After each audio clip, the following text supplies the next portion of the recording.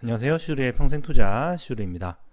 제가 은행 주식을 많이 가지고 있는데요. 이번 주에 은행 주식이 상당히 좀 안 좋았죠.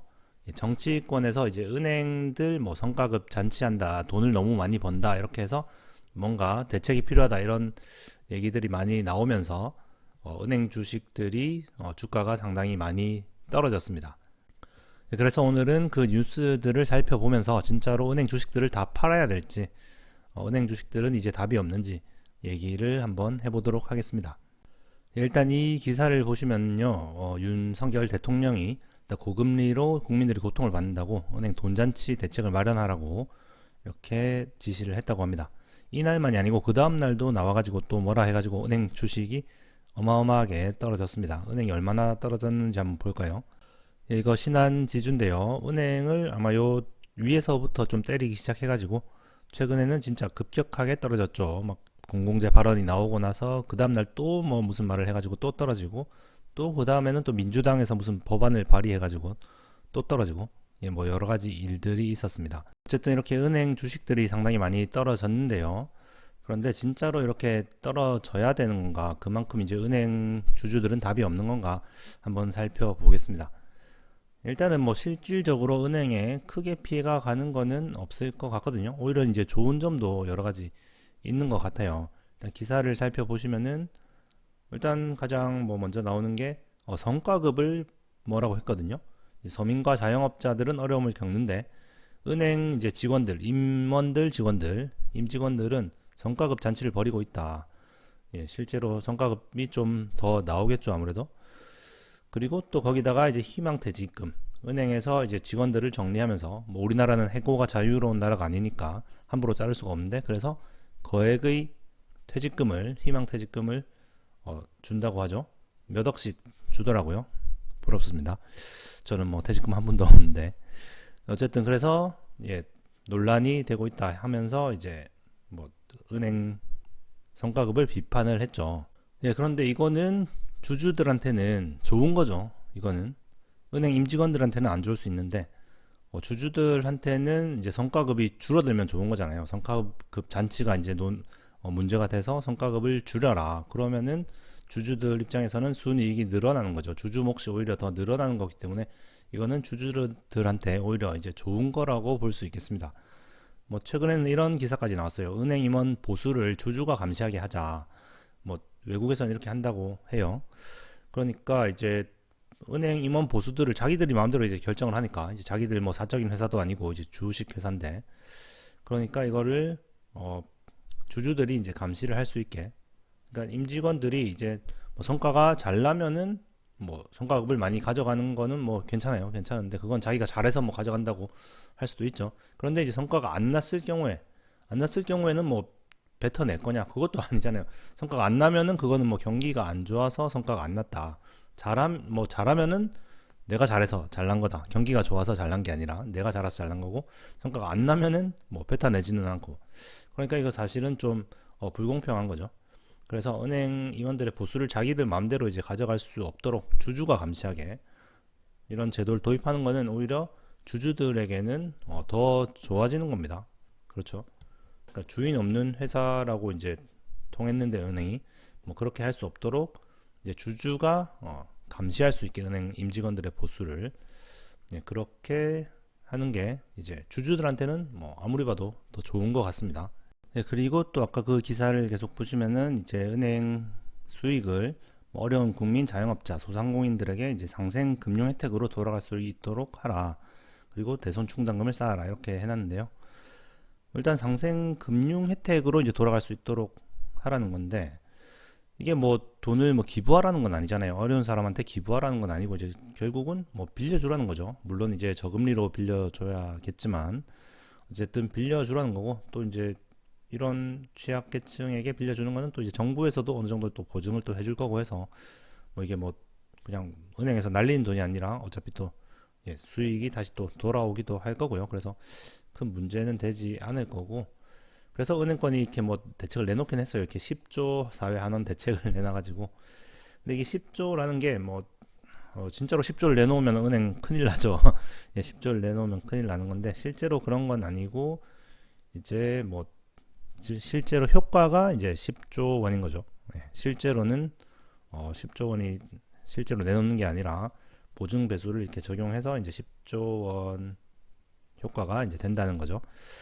그래서 물론 이게 이제 또 이제 논란이 되고 있긴 하죠. 실제로 10조 원을 내놓는 게 아니라 훨씬 부풀려진 거기 때문에. 어쨌든 그래서 실제로 이제 은행한테 당장 이렇게 뭐 손해가 나거나 은행이 뭐 기부를 해서 내놓아라 뭐 그런 얘기는 아니기 때문에 은행이 이게 뭐 특별히 문제가 생기지는 않을 것 같습니다. 그 다음에 이제 또 은행들한테 안 좋은 영향을 미친 게 이제 횡재세법을 이제 발의한다고 해가지고 그래서 이제 은행들이 최근 뭐 3년 동안의 사업연도 평균 소득 금액을 초과할 경우에 이익이 해당 초과분에 대해서 이제 또 법인세를 부과한다는 거예요. 그래서 이렇게 되면 이제 아무래도 또 은행들한테 안 좋긴 하겠죠. 일단은 그래도 일단 직전 세계 연도보다 초과하는 금액에 대해서 법인세를 부과하는 거니까 그렇게 막 심각하게 많지는 않을 거고요.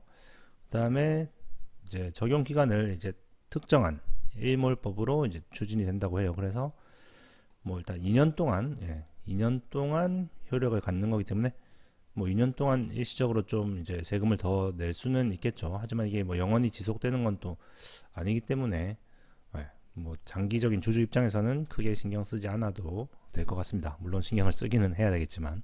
그래서 일단 이렇게 막 정치권에서 은행을 막 때리는데 아무래도 이제 고금리로 인해서 서민들의 좀 고통이 가중되고 있는 건 사실이니까요. 뭐 저도 그렇고요. 그래서 그걸 이용해서 이제 좀 더 인기몰이를 하기 위해서 좀 은행을 때리면은 상당히 좀 좋기 때문에 그렇게 이용을 하고 있는 측면도 조금은 있는 것 같고요. 그리고 이제 가장 좀 뭔가 문제가 될 만한 거는 이제 가장 두려운 거는 뭐 이런 거죠. 은행 과점 체계를 이제 개선하겠다 해가지고 이제 새로운 사업자의 시장 진입이 필요하다면 이제 그런 것을 다 염두에 두고 있다. 이런 식으로 다른 은행들이 이제 많이 진입을 할 수가 있게 되면은 과점 체제가 깨지면서 아무래도 그게 가장 주주들 입장에서는 좀 위험한 거죠. 그런데 그게 뭐 쉽지는 않을 겁니다. 이게 은행이라는 게 자본이 어느 정도 이제 돼야 사실은 인가를 해줄 수가 있거든요.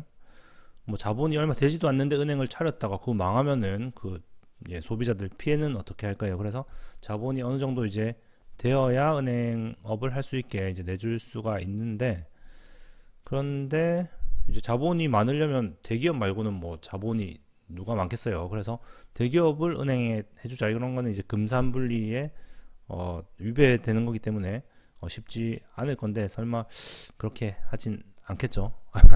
설마 대기업에게 은행을 열어주는 그런 게 나오면은 진짜로 뭐 은행 주주 입장에서는 상당히 좀 위험할 수 있는데 뭐 그렇게 쉽게 되진 않겠죠. 그건 한번 잘 지켜봐야 될 것 같습니다. 어쨌든 은행주 주식이 많이 좀 조정을 받았는데요. 뭐 일단 장기적으로 봤을 때 제가 봤을 때는 은행은 뭐 여전히 괜찮을 것 같고 큰 문제가 될 것 같지는 않습니다.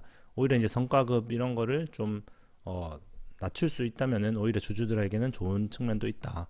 이렇게 얘기를 할 수 있겠습니다. 그래서 뭐 아직까지는 저는 은행주들을 계속 좀 가지고 가려고 합니다. 거기서 이제 은행에서 그치지 않고 전 금융권으로 확대되는 성과급 점검. 이제 증권, 보험사, 카드사까지 이제 점검을 한다는데 뭐 저희가 이제 증권이나 보험사들도 많이 가지고 있으니까 이런 것도 오히려 이제 도움이 되는 거죠. 성과급을 좀 먹으면은 주주들한테는 좋은 거 아닐까요? 그러면 오늘은 228주차 계좌 한번 확인해 보겠습니다. 먼저 저축은행 계좌 지난주보다 뭐 몇십 원 늘어났고요. 한국 주식 지금까지 1억 4천만 원 투자해서 현재 1억 6,139만 원 정도 되고 일단 지난주보다 제법 좀 내렸습니다. 일단 제 계좌가 이제 좀 더 많이 내린 것 같아요. 아무래도 이제 은행주들이 조정을 많이 받으면서 제 계좌가 은행주가 많아서 좀 제법 많이 내렸습니다. 그 다음에 해외 주식 계좌 지금까지 800만원 투자해서 현재 1271만원 정도 되고 원래는 HTS로 이제 확인을 하는데 저번 주에 제가 이제 방송을 한의원에서 했는데 그때 이제 공동 인증서를 뭐 한의원에서 새로 뭐 만들어서 했더니 이게 지금 기존 인증서가 여기서 또 안 돼가지고 OTP가 있어야 또 등록이 돼가지고 지금 OTP가 근데 한의원에 있어요. 그래서 이렇게 그냥 외부로 확인을 했습니다. 근데 이게 신한 같은 경우에는 이제 그 금융인증서로 되는데 KB나 뭐 대신증권은 금융인증서로 안 되고 꼭 공동인증서가 돼야 돼요. 이런 뭐 공인인증서 때랑 다르게 뭐가 있어요. 왜 이렇게 좀 편하게 하지 않는지, 예, 좀 이렇게 하면 보안이 좀 더 센가요? 어쨌든 그거 참 답답합니다. 예, 대신증권도 마찬가지로 그게 안 열려가지고, 예, 이렇게 또 외부로 확인을 합니다. 800만원 투자해서 현재 899만원 정도, 거의 900만원 정도 되네요. 지난주보다 약간 좀 올랐고요. 예, 엑셀로 보시면 2018년 10월부터 방송을 시작해서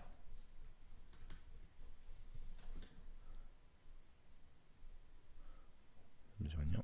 228주차까지 왔고요. 228주차 현재 예금 계좌 지금까지 영원 투자해서 현재 96,054원, 한국 주식 지금까지 1억 4천만 원 투자해서 현재 1억 6,139만 8,839원, 해외 주식 지금까지 800만 원 투자해서 현재 1,271만 3,397원, 자산 배분 계좌 지금까지 800만 원 투자해서 현재 899만 7,249원이고요.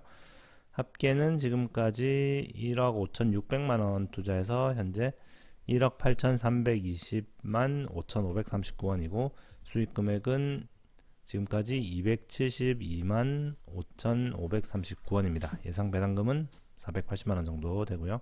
뭐 다시 입력을 안 했는데 대충 한 이 정도 될 겁니다. 다음에 그래프를 보시면 지난주보다 좀 제법 좀 내려갔습니다. 네, 이번 주도 시청 감사드리고요. 또 다음 주에 뵙도록 하겠습니다. 감사합니다.